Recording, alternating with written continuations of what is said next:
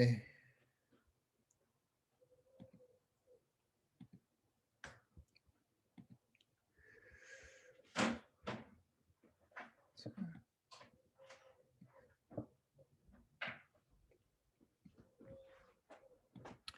자, 오늘은 이제 요셉 마지막 이야기가 될 것 같아요. 요셉에 대해서 마지막 이야기가 돼야 될 것 같아요. 우리가 그동안 요셉을 공부할 때 요셉의 특징적인 어떤 이미지를 붙들고 우리가 따라가다 보면 요셉을 이제 해석할 수 있는 그런 뜻이 있다라고 말씀을 드렸죠. 그래서 꿈과 형통의 문제에 대해서 이야기 나누었고요. 구덩이에 대한 이야기를 나누었죠. 그리고 지난 시간에 채색옷의 의미에 대해서 우리가 생각해 봤어요. 그러면 이제 요셉의 삶을 그 이미지에 대비시켜 가지고 쭉 살펴보다 보니까 요셉이 어떻게 살았는지 또 하나님에 대한 믿음이 어떻게 변화되어 가고 있는지에 대한 것들을 우리가 잘 알 수가 있었죠. 오늘은 마지막 이미지인데 뭐냐면 뭐 이미지라기보다는 요셉하면 떠오르는 게 뭐냐면 바른 믿음의 가치관이에요. 그러니까 우리가 지금 가치관, 믿음의 가치관이 참 중요하죠. 어떤 세상적인 가치가 아니라 믿음의 가치죠. 그래서 하나님을 향한 바른 믿음의 가치관을 내가 가지고 있느냐 없느냐에 따라서 우리의 생활의 자세와 태도가 달라지는 것 같아요. 그래서 내가 어떤 믿음의 가치관, 믿음의 관을 붙들고 살아가느냐 이것이 참 중요하단 말이죠. 그런데 이것은 그냥 갑작스럽게 생기는 게 아니라 여러 가지 환경과 여건과 연단과 훈련을 통해서 아마 다듬어지고 만들어지는 것 같아요. 예를 들어 가지고 우리가 야곱 앞에 하나님이 어떤 고백을 듣는데 믿음의 가치관, 어떤 또 다른 말로 이야기하자면 믿음의 고백이겠죠. 그래서 우리는 이제 신앙 고백이 참 중요하다는 이야기를 하잖아요. 내가 어떤 신앙 고백을 가지고 있느냐. 내가 절대적인 어떤 신앙 고백을 붙들고 있으면 환경과 상황과 여건에 상관없이 그 신앙 고백이 나를 이끌어 갈 거란 말이죠. 그런데 이 신앙 고백이 불분명해져 버리면 우리가 예를 들어서 이것도 좋고 저것도 좋고 여기도 좋사오니 저기도 좋사오니 이것도 맞고 저것도 맞다. 이래 버리면 다 망가져 버린다는 거죠. 그래서 이런 어떤 절대적인 신앙의 믿음의 가치관, 고백, 신앙 고백 이것이 있어야 된단 말입니다. 야곱이 우리가 야곱 이야기할 때 마지막에 야곱이 고백했던 신앙 고백이 뭐였습니까? 내가 잃으면 잃으리로다. 이렇게 고백했잖아요. 베냐민을 내어놓으면서 이것이 우리의 믿음의 고백 가운데 참 중요한 고백이라는 겁니다. 내가 붙들고 있는 것, 내가 쥐고 있는 것 그거 놓겠다, 내려놓겠다. 뭐 이러면 이런 일 있지 않겠느냐. 근데 하나님의 은혜를 구한다. 하나님이 반드시 더 좋은 것으로 다른 것으로 하나님이 바꿔주실 거다, 채워주실 것이다. 예, 이런 어떤 우리가 가치관을 가지고 있고 고백을 가지고 있다고 한다면 그 고백대로 우리가 살아나갈 수 있단 말이죠. 이렇다라는 거예요. 그러면 이제 요셉의 어떤 믿음의 가치관, 고백이 어떤 것이 있었느냐 살펴보면 첫 번째로 보니까 오늘 이것도 본문에 등장하죠. 오늘 본문에 몇 절에 등장하냐면 9절에 등장합니다. 39장 9절에 등장하죠. 어떤 고백을 하고 있습니까? 자, 요셉의 보디발 장군의 집에 가정총무로 일을 하고 있는데 이게 꽃다운 나이잖아요. 요셉이 꽃다운 나이에 여리고에 팔려갔잖아요. 그러니까 얼마나 한창의 나이입니까? 아마 요셉이 용모도 수려하고 이뻤던 것 같아요. 아름다웠던 것 같아요. 미남이었던 것 같아요. 꽃미남이었죠. 그래서 그 여인이 그 보디발의 장군의 아내가 요셉의 그 꽃미남의 미모에 반해서 어떻게든지 어떻게 한번 동심을 해보려고 유혹을 했던 것 같아요. 그런데 요셉이 거절하잖아요. 그러면서 요셉이 자꾸 어떤 유혹 앞에 이렇게 그의 아내에게 고백을 하는 겁니다. 9절에 이 집에는 나보다 큰 이가 없으며 주인이 아무것도 내게 금하지 아니하였어도 금한 것은 당신뿐이니 당신은 그의 아내임이라. 그런즉 내가 어찌 이 큰 악을 행하여 하나님께 죄를 지으리까. 내가 하나님께 죄를 지으리까. 이랬어요. 이 첫 번째 믿음의 가치관이라는 거예요. 그러니까 지금 어떻게 보면 아내를 내가 당신하고 이 주인의 아내인데 당신하고 어떤 문제가 생기면 어떤 일이 됩니까? 내가 주인에게 죄를 짓는 거잖아요.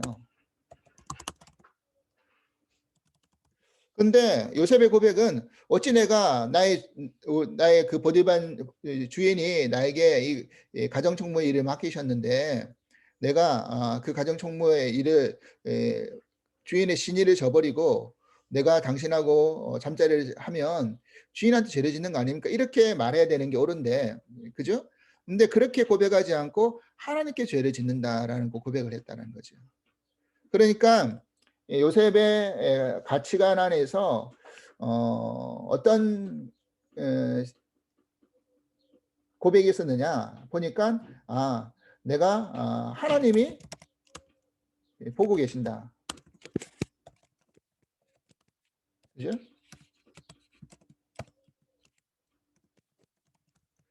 이게 참 중요한 것 같아요. 그래서 우리는 그걸 이제 코람데오라고 이야기하잖아요. 하나님 앞에서.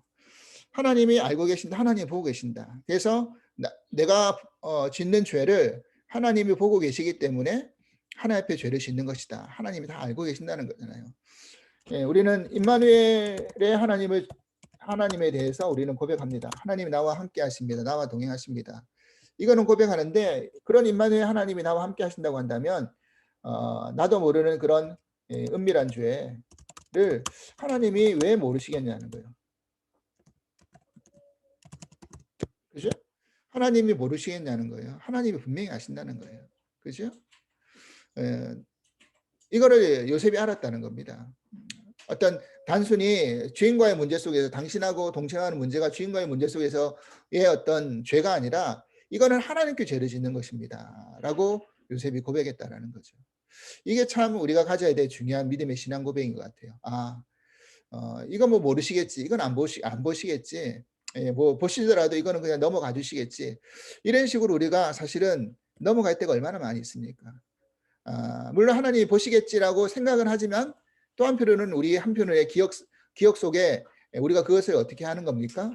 감추고 살 때가 많다는 거예요. 우리가 예전에 그런 이야기 들었나요? 그런 말씀 드렸나요? 꽁 예를 들 때 꽁이란 이 동물은 사냥을 하게 되면 어떠냐면 머리만 어떤 덤불에 이렇게 숨기고 있는답니다.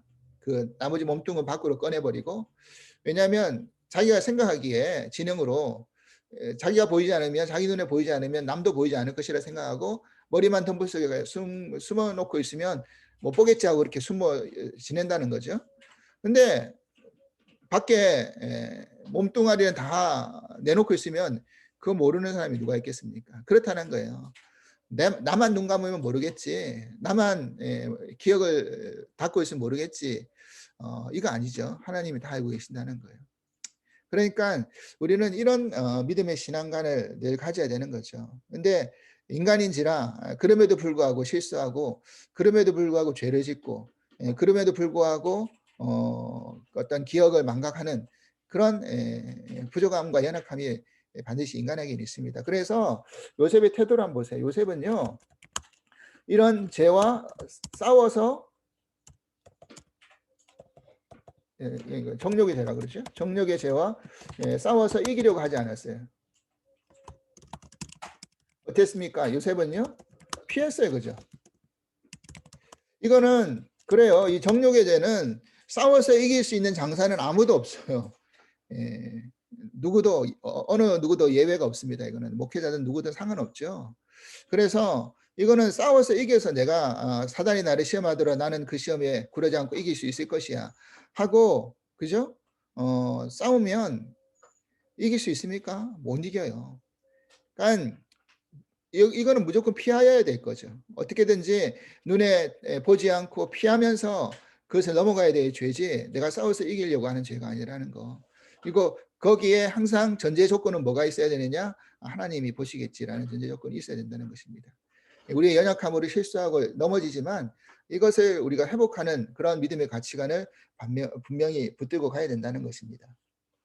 자, 그 다음에 두 번째는요. 두 번째 어떤 믿음의 가치관이 있었는데 창세기 40장 8절 한번 보실까요? 40장 8절. 8절 보시면 술 맡은 관원장과 떡 굽는 관원장이 이제 꿈을 해석해달라고 하잖아요. 그래서 요셉이 그 꿈 이야기를 듣고 이렇게 자기가 고백을 하는 게 있어요. 자, 40장 8절 보십시오. 그들이 그에게 이르되 우리가 꿈을 꾸었으나 이를 해석할 자가 없도다. 자기 꿈을 해석할 자가 없다라고 하니까 요셉이 뭐라고 대답했느냐면 요셉이 그들에게 이르되 해석은 하나님께 있습니다. 그죠? 꿈의 해석은 하나님께 있다.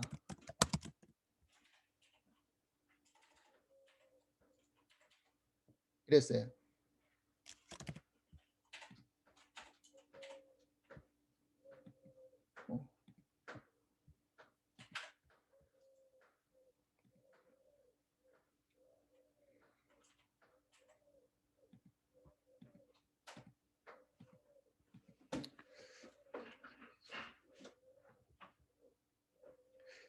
있습니다. 했어요. 꿈의 해석은 하나님께 있다라고 했어요. 자,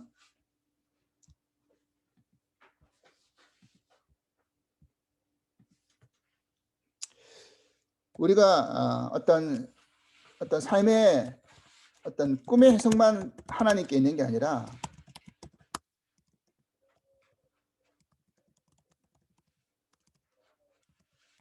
자, 꿈의 해석만 하나님께 있는 게 아니고요. 우리가 한번 잘 생각해 보실까요?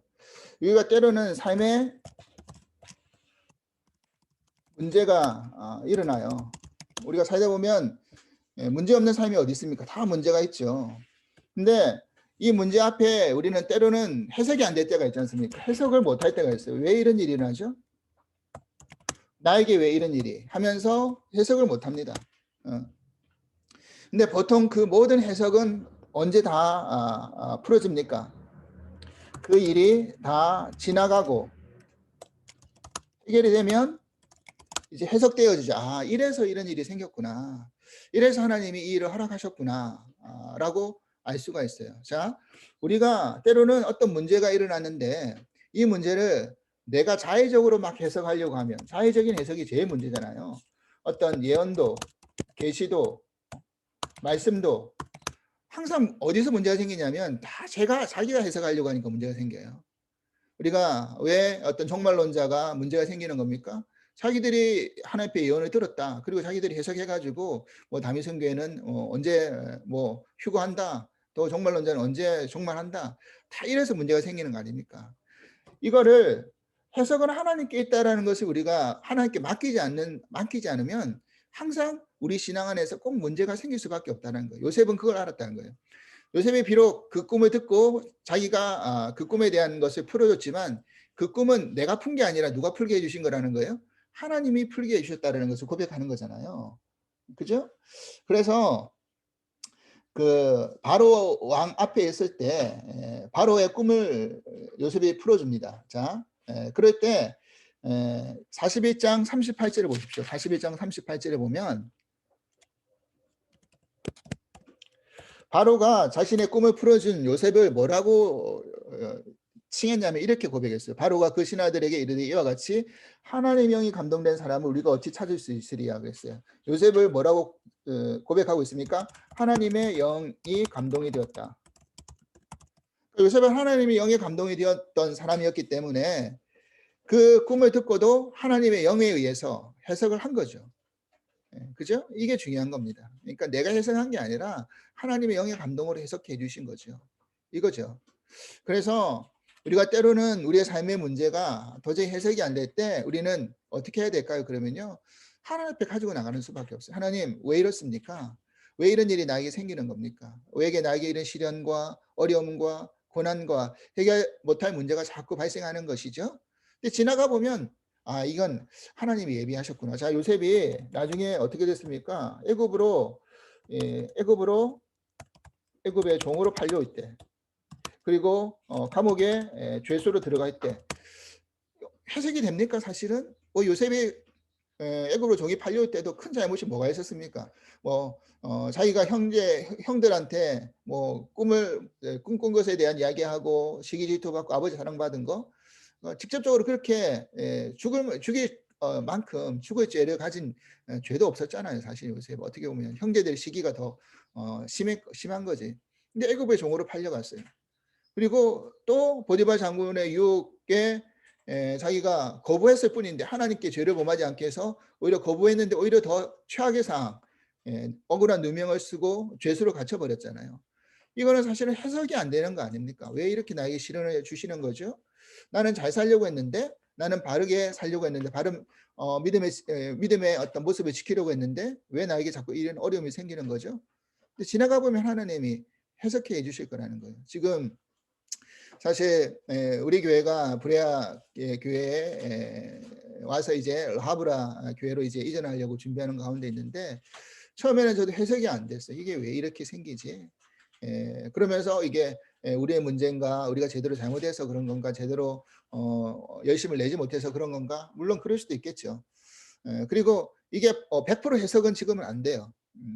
앞으로 라하브라 UMC에 가서 어떤 일이 어떻게 생길지를 몰라요.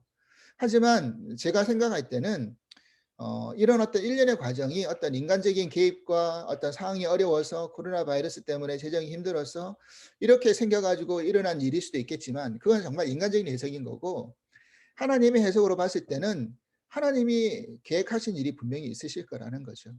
그래서 라브라 UMC에서 어떠한 일, 하나님이 또 어떠한 계획을 준비하고 계시고 또 어떤 사람을 보내줄지 예비하고 계시는지는 우리는 몰라요. 근데 나중에 아마 지나가 보면 알 거예요. 아, 이래서 하나님이 교회를 옮기게 하셨구나. 이래서 하나님이 이런 일을 허락해 주셨구나. 이거는 지나가 보면 알 수 있다는 것이죠. 그래서 지금 해석이 안 된다고 해가지고 그것을 가지고 우리가 힘들어하지 마시고, 일단 우리의 해석은 유보하고 하나님께 맡기는 거죠. 그리고 그 해석이 될 때까지 뭐 해야 되는 겁니까? 인내해야 되는 거죠. 이것이 참 중요한 믿음의 태도인 것 같아요. 그래서 우리는 항상 어떻게 해야 되죠? 내가 해석하겠어, 내가 다 풀 수 있어 라고 우리의 가치관을 가지고 있는 게 아니라, 해석은 하나님께 있습니다. 하나님께 맡기겠습니다. 하나님 풀어주실 것입니다. 이렇게 이야기할 거예요. 자, 그래서 바로에게 그 답을 풀어줄 때도 41장 16절에 보면요, 이랬어요. 41장 16절에 바로의 꿈을 풀어주면서도 이렇게 요셉이 대답했어요. 요셉이 바로에게 대답하여 이르되 내가 아니라 하나님께서 바로에게 편안한 대답을 하시리라 그랬어요. 하나님이 편안한 대답을 해 주실 것이다. 하나님이 편안한 대답을 해 주실 것입니다. 결국 평강의 주체가 누구라는 겁니까? 하나님이시라는 거죠. 이것도 어떤 요셉의 하나의 바른 어떤 믿음의 고백이죠. 가치죠. 결국 평강의 주체이신 분이 하나님이시고, 하나님이 우리에게 편안한 답을, 평안한 답을, 샬롬의 답을 해주실 것이다. 우리가 이런 것을 가지고 우리가 믿고 붙들고 가는 거죠. 그게 해석될 때까지 우리가 인내하며 우리가 주어진 상황 가운데 우리가 최선을 다하면서 그렇게 믿음을 정진하다 보면, 지나가 보면 이 문제가 바르게 해석될 것이라고 저는 믿습니다. 여러분의 삶의 문제도 다 마찬가지라 생각이 들어요. 지금 일어나고 있는 여러 가지 일들, 개인적인 어떤 가정사의 일, 또 개인적인 어떤 신앙적인 일, 얼마나 많은 문제들이 있고 또 있어 왔으며 또 있어지겠습니까? 그러면 그때마다 우리가 내 뜻으로, 내 의미로 자꾸 해석하려고 하지 말고 하나님 앞에 자꾸 해석을 맡기는 거죠. 하나님이 바르게 해석해 주십시오. 하나님 우리에게 편안한 답을 해 주십시오. 라고 맡기고 살다 보면 하나님이 그렇게 역사해 주실 것이라고 믿습니다. 자, 그 다음에 세 번째 믿음의 고백을 보실까요? 창세기 50장 19절 말씀 보시겠습니다. 창세기 50장 19절. 창세기 50장 19절 보면 뭐라고 되어 있느냐면요, 이제 야곱이 죽음을 맞이하잖아요. 그래서 애굽에서 시신을 묻지 않고 야곱의 유언대로 그 막벨라 굴, 고향 땅 막벨라 굴에다가 그의 아내와 레아가 묻혔고 아버지가 묻혔고 했던 그곳에다가, 어머니가 묻혔던 그 장소에다가 자기도 좀 묻게 해달라 이야기한 거죠. 그래가지고 이제 장례를 해가지고 다 치르고 왔어요. 근데 형들이 어떤 마음이 드는 겁니까? 자신의 방패막이 되어줄 아버지가 이제 사라진 거잖아요. 그래도 요셉한테 자신이 죄 지었다는 것을 알고 있기 때문에 여기까지 요셉이 참고 있었던 것은 아버지가 있어서 우리를 참아야 하지 못했을 것이다 라고 생각했는데, 이제 아버지마저 돌아가셨으니 요셉이 우리를 그냥 내버려 두겠느냐라고 걱정하고 막 불안해합니다. 그래서 17절부터 한번 보시겠어요? 50장 17절. 너희는 이같이 요셉에게 이르라. 내 형들이 내게 악을 행할을지라도 이제 바라건대 그들의 허물과 죄를 용서하라 하셨나니 당신의 아버지 하나님의 종들인 우리의 죄를 이제 용서하소서 하며, 요셉이 그들의 그에게 하는 말을 들을 때 울었다. 이 말은 뭐냐면 아버지 야곱이 이런 이야기를 우리에게 유언을 남겨줬단 말이죠. 그러니까 이렇게 당신에게 전하라고 했으니까 이제 우리의 죄를 이제 용서해 달라고 부탁하는 겁니다. 그러니까 요셉이 그 말 듣고 마음이 아픈 거예요. 요셉이 울었다고 했잖아요. 그러니까 형들의 어떤 마음과 심령의 상태가 어땠는지를 요셉도 아마 알았던 것 같아요. 자, 그러면서 그 다음에 뭐라고 했느냐면 그 형들이 또 친히 와서 요셉 앞에 엎드려 이르되 우리는 당신의 종들이니다 그랬어요. 그러니까 19절에 뭐라고 이야기하냐면 요셉이 그들에게 이르되 두려워하지 마셔서 내가 하나님을 대신 하리이까. 내가 하나님을 대신하리까. 그죠? 내가 어떻게 하나님을 대신하겠습니까? 라는 거예요. 자, 요셉은요, 30에 애굽의 총리가 되었죠. 그리고 그 세력이 위력이 얼마나 대단했는지 그 애굽의 어떤 토지세법, 세율법을 다 만들었어요. 그래서 사람 백성들이 다 요셉을 존경할 뿐만 아니라 따라갔어요. 그러니까 요셉 위에는 바로밖에 없어요. 비록 이방인이었고 히브리 종의 출신이었지만 정말 입지전적으로 애굽에서 큰 위력과 권세를 과시하고 있었어요. 그래서 그걸 뭐로 할 수 있느냐면 아버지 야곱을 장례를 치르려고 가나안 땅으로 갈 때 그 50장을 보십시오. 50장 7절 보니까 요셉이 자기 아버지를 장사로 올라가니 바로의 모든 신하와 바로의 궁의 원로들과 애굽 땅의 모든 원로와 요셉의 온 집의 그 형제들과 그의 아비의 집과 그와 함께 올라갔다. 그리고 9절 병거와 기병이 요셉을 따라 올라갔을 때 그때가 심히 컸다. 그죠? 애굽의 온 원로들, 그러니까 우리가 장례식을 치러보면 대충 알 수 있잖아요. 그 집안의 규모라든지 그 사람의 삶의 어떤 남겼던 어떤 족적을 잘 알 수 있잖아요. 그러니까 장례식장이 파리만 날리면 그 사람의 집과 그 사람의 삶과 그 사람의 가문의 형제들의 또 자손들의 어떤 삶의 행적이 정말 별 볼 일 없었구나 알 수 있지만 문전성시를 이루고 장례식이 정말 미어 터지면 물론 그 자식들의 어떤 존경받는 사람들 뿐만 아니라 어떤 어떤 지위와 권세 때문에일 수도 있겠지만 일단 존경받는 사람들의 별 볼 일 없는데 저 사람은 세상적인 어떤 지위와 권세가 없는데 별 볼 일 없는 사람인데 어떻게 이렇게 장례식장에 사람들이 많이 찾아올 수 있는가라는 걸 우리가 보면 그 사람의 삶의 행적이 딱 나오는 거잖아요. 그러니까 사실은 야곱의 장례식장에 그 많은 사람들이 그렇게 따라갈 수 있었던 것은 결국 누구 때문입니까? 요셉 때문이잖아요. 그런 권세와 권위가 있었다라는 것이죠. 그러면 충분히 자기의 힘과 권력이 그 정도 위치에 있으면 교만할 수도 있고, 우리는 항상 어떤 그 죄에 빠지기 쉽습니까? 내가 하나님이 되고 싶은, 인간의 죄의 출발이 하나님이 되고 싶은 것에서 우리가 타락을 하는 거잖아요. 그죠? 뱀이 아담과 하와를 꼬일 때 뭐라고 했습니까? 이거 먹으면 너희 눈이 밝아져 하나님처럼 될 수 있다. 이거잖아요. 그러니까 인간은요, 높아지면 높아질수록, 많이 가지면 많이 가질수록 자기가 최고가 되기 원해요. 그리고 하나님보다 높아지기 원해요. 밥의 탑을 쌓는 이유도 마찬가지고요. 그리고 하나님이 되고 싶어 해요. 자기 위에 아무도 없기를 원해요. 내가 말하는 것이 진리고 내가 말하는 것이 답이고 또 내가 하는 일이 옳은 것이다라고 하면서 정죄하고 심판하고 판단하면서 내가 하나님처럼 되고 싶어 하는 마음을 다 가지고 있단 말이죠. 요셉은 사실은 자신이 가지고 있는 지위와 권세와 그런 위치가 그렇게 내세울 수 있는 위치였단 말이죠. 근데 요셉은 어떻게 합니까? 지금 이 순간에도 어떻게 하고 있어요? 자신의 본분과 위치와 지위가 어디 있는지를 분명히 알았단 말이에요. 내가 하나님 어떻게 대신할 수 있습니까? 여러분, 우리가 이게 바른 믿음에 관 신앙 고백인 것 같아요. 나는 하나님을 대신할 수 없습니다. 예. 물론 여러분들 그러시겠죠. 뭐 우리도 그런 마음 가지고 있어요. 나 하나님 대신하려고 하는 마음 없어요. 근데요, 여러분 모르긴 몰라도 은연중에 내가 하나님보다 높은 자리에 있으려고 할 때도 많아요. 그거 어떻게 할 수 있는지 아세요? 때로는 아까도 해석이 안 될 때 그런 이야기 합니다. 하나님 어떻게 이럴 수 있어요? 하나님 계신 거 맞아요? 하나님이라면 이렇게 할 수 없어요. 이거는 나의 해석이잖아요. 하나님이라면 이렇게 할 수 없어요. 나의 해석. 그걸 가지고 하나님을 뭐예요? 하나님을 해석하고 있어요. 내 해석을 가지고 하나님의 일을 해석하고 있어요.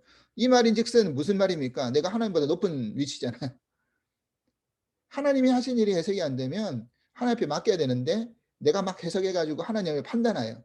하나님이 그러시면 안 되잖아요. 하나님 나한테 어떻게 이럴 수 있어요? 하나님이 살아계신 거 맞아요? 이러면서 하나님 막 해석하려고 해요. 이거는 내가 하나님 대신하려고 하는 태도라는 말이죠. 그러니까 우리의 믿음의 어떤 신앙의 어떤 모습들이 사실 이런 모습들이 은연중에 보일 때가 많아요. 나 하나님 대신하려고 하지 내가 하나님처럼 되고 싶은 마음도 없습니다라고 하지만 때로는 우리가 모르는 가운데 이런 모습을 보여줄 때가 있단 말이죠. 정말 내가 많이 가졌다고 한다면 내가 정말 최고의 자리에 올라갔다고 한다면 그때도 그 순간에도 내가 정말 이러한 모습을 가질 수 있겠느냐 한번 돌아보자는 거죠. 그렇게 되기가 참 쉽지 않다는 겁니다. 요셉은 그걸 잃어버리지 않았어요. 자, 그리고 이제 네 번째, 요셉이요.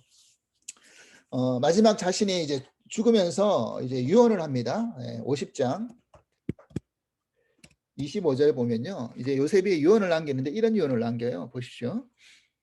24절부터 볼게요. 요셉이 그의 형제들에게 이르되 나는 죽을 것이나 하나님이 당신들을 돌보시고 당신들을 이 땅에서 인도하여 내사 아브라함과 이삭과 야곱에게 맹세하신 땅에 이르게 하시리라 하고 요셉이 또 이스라엘 자손에게 맹세하여 이르기를 하나님이 반드시 나를 당신들을 돌보시리니 하나님 반드시 당신들을 돌보시리니 당신들은 여기서 내 해골을 메고 올라가겠다 하라 그랬어요. 자, 이게 이제 바른 건데 나의 해골을 메고 올라가라란 말은 뭐죠?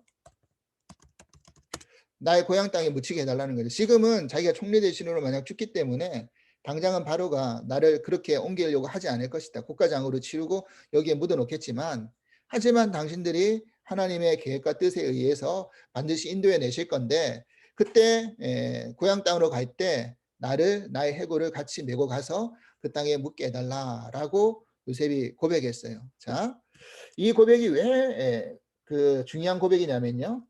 그 믿음장, 우리가 잘 알고 있는 히브리서 믿음장이 어떤 믿음의 사람들의 핵심을 간략간략하게 특징을 요약하면서 그 믿음의 핵심을 설명해 주고 있는 부분이잖아요. 히브리서 11장 22절 보면 요셉은 믿음으로 요셉은이라고 하면서 요셉의 믿음의 핵심을 뭐라고 이야기하고 있는지를 한번 보십시오. 히브리서 11장 22절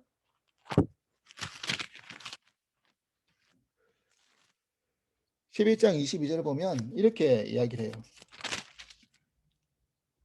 믿음으로 요셉은 임종시에 이스라엘 자손들이 떠날 것을 말하고 또 자기 뼈를 위하여 명하였다 그랬어요. 그죠? 믿음으로 요셉은 그러니까 요셉의 믿음을 한마디로 요약했을 때 그 핵심의 키워드를 히브리서 기자는 이렇게 설명해 주고 있다는 거예요.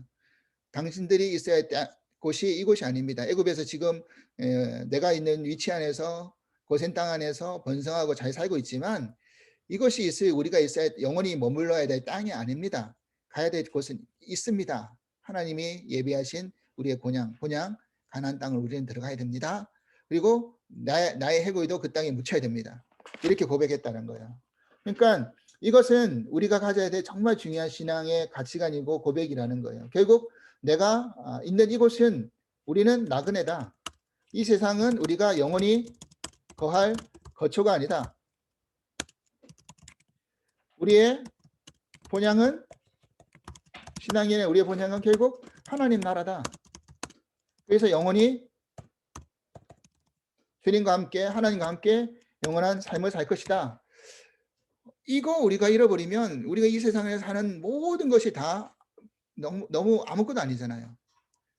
내가 힘들어요, 어려워요. 그 이길 수 있는 힘이 어디서 나오는 겁니까? 그래, 이 땅에서 우리가 천년만년 살 게 아닌데, 우리가 영원히 거처하는 곳이 아닌데, 우리는 정말 나그네일 뿐인데, 예? 우리가 가지고 있는 이 어떤 것도 하나도 하나님 나라에 가지고 갈 게 아무것도 없는데, 사실 이 가치관, 이 믿음의 고백을 우리가 잃어버리는 순간 우리는 이 땅의 욕심과 이 땅의 가치와 이 땅의 원리에 매몰돼 가지고 거기를 쫓으면서 살아갈 수밖에 없어요. 그리고 죽는 순간까지 모르겠죠.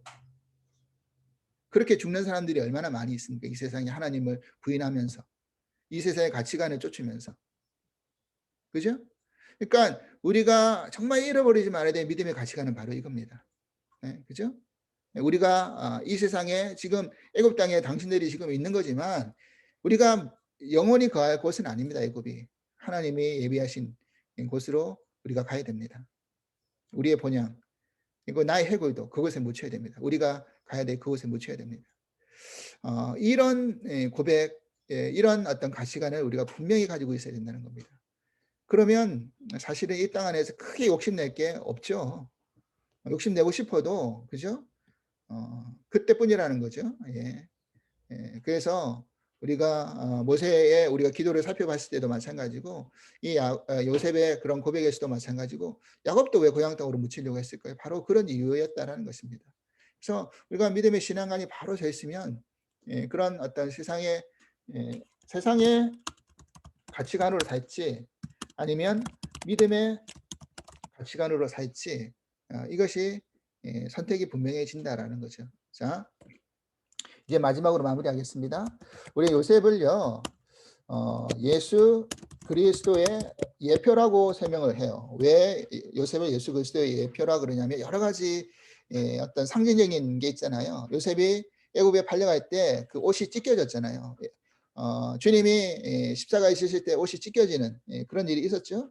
그리고 또 은 20에 요셉이 종으로 팔려갔죠. 애굽도 예수님도 은 30에 그죠? 팔렸죠. 그죠? 유다를 통해 가지고 그리고 요셉이 또 30에 총리 대신이 됐는데 예수님도 30에 공생애가 시작되었다라고 이렇게 성경학자들은 이야기하죠. 자, 그리고 이제 요셉이 나중에 그 41장 창세기 41장 45절에 보면 애굽의 그 바로가 요셉을 총리 대신 앉히면서 그의 이름을 바꿔줘요. 41장 45절 한번 보십시오. 이름을 뭐라고 이야기하냐면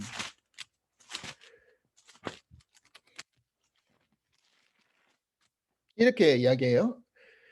그가 요셉의 이름을 사브낫 바네아라고 했죠. 사브낫 바네아. 근데 이 사브낫 바네아라는 이름이 그 애굽식 이름인데 그 의미가 뭐냐면요. 생명의 부여자라는 의미가 있어요. 그러니까 예수님이 우리의 생명의 부여자가 됐잖아요. 그리고 이스라엘 백성들의 구원을 위해서 보냄 받은 자가 누굽니까? 요셉이잖아요. 우리의 구원하기 위해서 이 땅 가운데 보냄 받은 자가 애굽 가운데 애굽으로 세상으로 보냄 받은 자가 요셉인데 우리의 구원을 위해서 이 땅 가운데 보냄 받은 분 누구죠? 예수님이죠. 그죠? 그리고 나중에 야곱이 요셉의 그런 아들들 문나세, 에브라임에게